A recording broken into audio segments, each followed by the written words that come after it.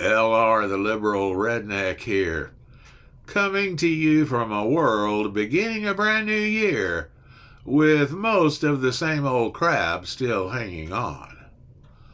The U.S. will have a convicted felon as president for the first time in our history, with a South African racist who backs the neo-Nazi party in Germany as the power behind the throne. The Founding Fathers did not make it ineligible for a felon to be president because they could not believe that voters would be stupid enough to elect one. They did not foresee the cult of MAGA and the rise of the poorly educated.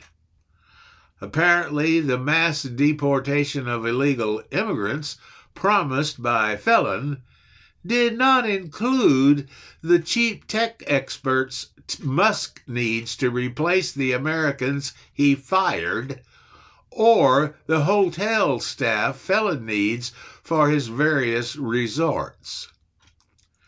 Felon also promised to lower food prices, but that is not going well at all, because the immigrants who will be deported include those who harvest our crops, and his proposed tariffs on Mexico will raise the cost where most of our fruits and vegetables originate. It will be interesting to see how Felon handles the flags all being at half-mast when he is supposed to be inaugurated because of the death of former President Jimmy Carter. There are a couple of other thorns in Felon's back. First, the Republican-controlled House had difficulty in electing a speaker for the new administration. Religious freak Johnson has not been universally liked, and their majority is paper-thin.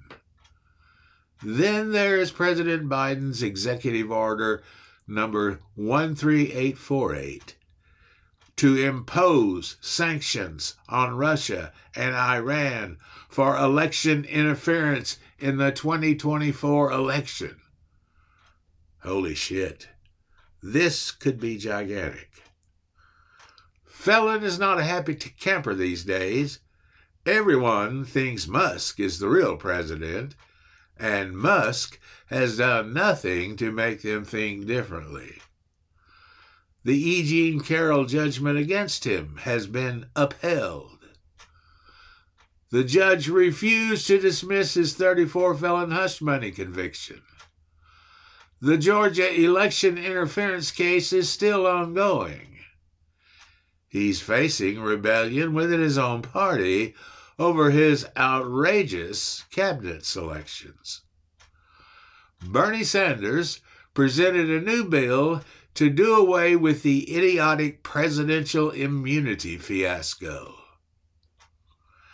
Now, Felon is calling the mass murder in New Orleans and the exploding Tesla in front of Felon's Las Vegas hotel to be acts of illegal immigrants, when in fact, both events were caused by natural-born American citizens.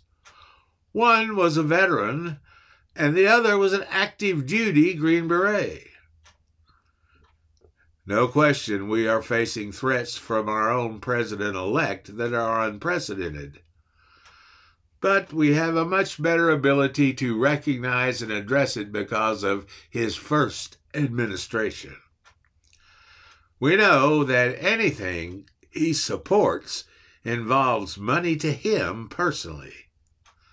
That makes it a follow-the-money scam that can be nipped in the bud.